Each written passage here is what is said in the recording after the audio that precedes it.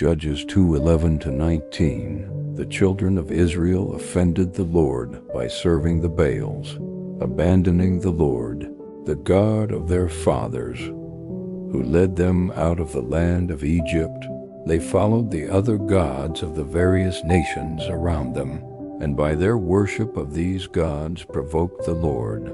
Because they had thus abandoned him and served Baal and the Ashtaroth, the anger of the Lord flared up against Israel, and he delivered them over to plunderers who despoiled them. He allowed them to fall into the power of their enemies round about whom they were no longer able to withstand. Whatever they undertook, the Lord turned into disaster for them, as in his warning he had sworn he would do, till they were in great distress. Even when the Lord raised up judges to deliver them from the power of their despoilers, they did not listen to their judges, but abandoned themselves to the worship of other gods. They were quick to stray from the way their fathers had taken, and did not follow their example of obedience to the commandments of the Lord. Whenever the Lord raised up judges for them, he would be with the judge and save them from the power of their enemies as long as the judge lived. It was thus the Lord took pity on their distressful cries of affliction under their oppressors. But when the judge died, they would relapse and do worse than their ancestors, following other gods in service and worship, relinquishing none of their evil practices or stubborn conduct. Matthew 19:16-22. A young man approached Jesus and said, "Teacher, what good must I do to gain eternal life?" He answered him, "Why do you ask me about the good? There is only one who is good. If you wish to enter into life, keep the commandments." He asked him, "Which ones?" And Jesus replied, "You shall not kill. You shall not commit adultery.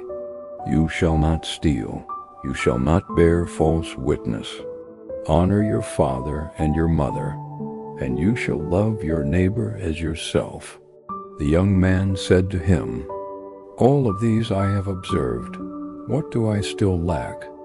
Jesus said to him, "If you wish to be perfect, go, sell what you have and give to the poor, and you will have treasure in heaven. Then come, follow me." When the young man heard this statement, he went away sad, for he had many possessions. Reflections. Both passages reflect the human struggle with faithfulness to God and the call to wholehearted devotion. In Judges, Israel repeatedly turns away from the Lord, chasing after false gods despite his saving mercy, revealing humanity's tendency to cling to worldly idols instead of trusting in divine providence. In Matthew, the rich young man likewise desires eternal life, but cannot part with his possessions, showing how earthly attachments can hinder true discipleship. Together, these scriptures remind us that the heart divided between God and worldly allurements cannot fully receive his blessings.